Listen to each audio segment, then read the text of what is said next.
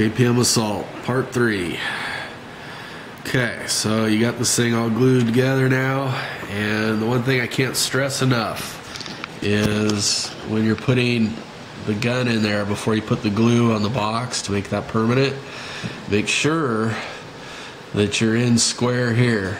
Leave a little gap on each side, otherwise your gun could be kicked over one way or the other.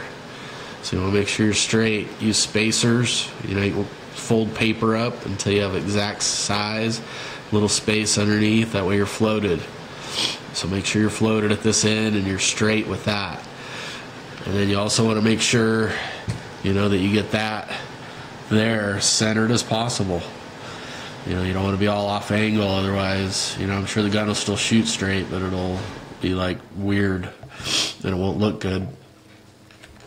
And then the only other thing would be the Mosin has that odd spring sticking out on the side for the ejector, so after you bed it, you'll have to take a small Dremel and clean out all this area in here after the fact.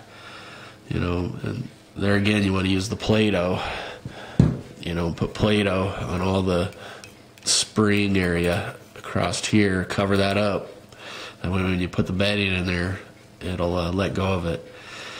But then you can just take a Dremel and Dremel it out, test it, and you know, a little bit at a time until it works correctly. But yeah, there you can see, you know, there's the box right there. It's got nice lines for the bedding, and this area you got to make sure you leave space for here, because that's the trigger spring. That's that part right here. So you want to make sure you leave room for that, you know, and you want to leave room for down in here for the trigger. You know, if you have to, you can take Dremel that out so that the trigger will get full pull. And then like I said, you can use kitty hair to fill up these top halves right here, and then sand it. And another thing you can use that'll help you after the kitty hair, because it pinholes real bad, is like a good Bondo glaze, which is at the stores too. And you know, you can get your initial shape with the kitty hair and then use the really lightweight. It's kind of runny, but it fills up pinholes and it sands really easy, and it makes it easy to smooth out.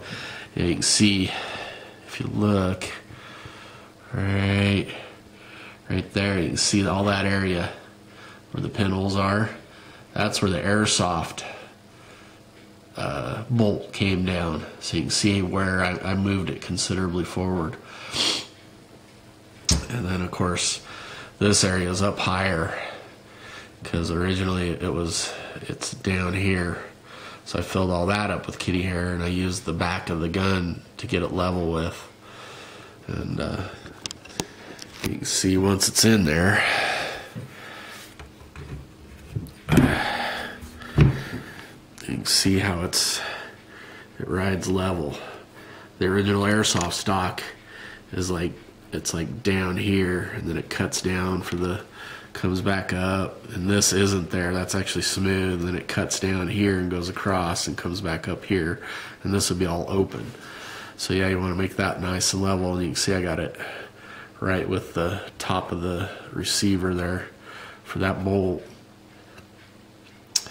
Anyway, that's it. Just make sure that you get, you know, your lines really straight.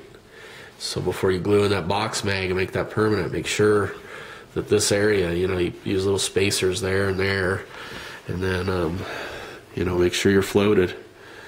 Yeah, you can see that I got it up off there probably 1/8 of an inch. And when you use the panel bond, to glue this in permanently too. You know, put some all around all that and make that permanent so it don't wiggle. That's why this one's all tight, because I put panel bond all through it and clamped it on. And then these two bolts here, just so everybody knows, that bolt and that bolt, those are nothing. But the airsoft stock comes with like these little washers, plastic washers that fit the hole, and all I did was put some panel bond on those and squish them in to cover up the holes on both sides, because they're on both sides. Yeah, you can see it right there. So I just put the washer in there with panel bond, because obviously all this area is filled with box mags, so the bolts won't go through, of course.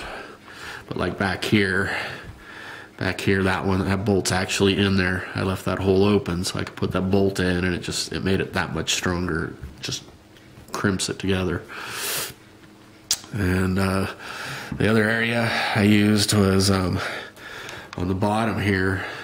There's a big open spot where the plastic pellet magazine clips into, and I just put a piece of tape on the bottom of that, and on the top where I showed you where that kitty hair was, I just put the kitty hair down in there. And when that dries, about 15-20 minutes later, you peel off the tape on the bottom, and you can sand it smooth and smooth it out, and that's good to go. So that's pretty much it, guys. I modified that, reshaped. You can see it's got more of an angle to it, and it's all fitting in there. You can see I actually followed this angle here, how that curves down, and I brought that down with it. And once I got the shape I wanted, I took and sanded it smooth. And this is like a foam padding that you get at the craft store or the craft part of Walmart. It's like $1. Then just get some spray glue and mount that on there. Whoop, camera falling. Mount that on there, and then once that dries, get yourself a piece of leather if you want to do it this way, and spray glue it again, and then you can wrap it around inside.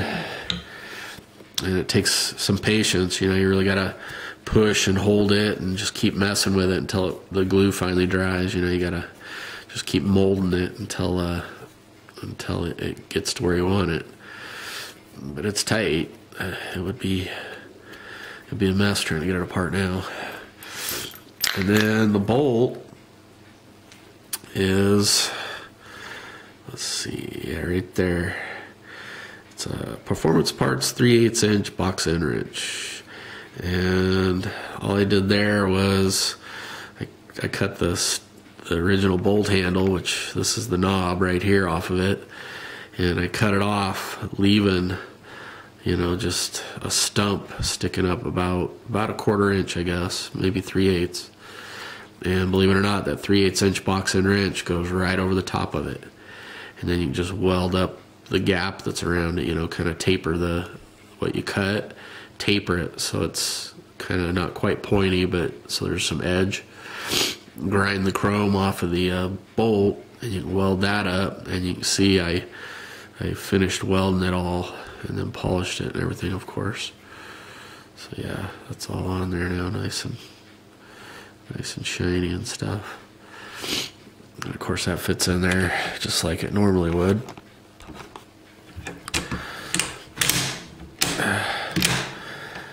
And there it is. That's pretty much it. The rest of the stuff is just whatever you want to make it. Creativity, Anyway, thanks for watching. Sorry about my nasally voice, surgery and all, but I hope you got the gist of it. And thanks for watching. Appreciate your time. Like, subscribe. Catch you on the flip side. Later, guys.